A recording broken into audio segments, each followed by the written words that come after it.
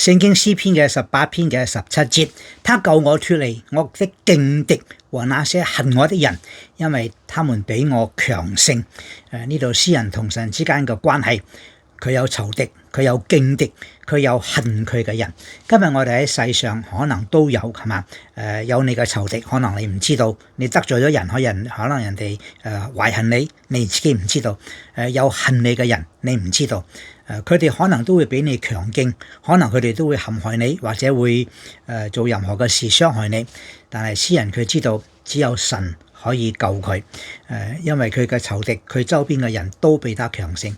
詩人佢所依靠嘅唔係佢自己嘅強盛，唔係依靠佢自己嘅偉大，佢曉得依靠呢一位創造天地嘅耶和華，相信神去救佢，信耶穌得永生，好得無比。我係鄧英善牧師。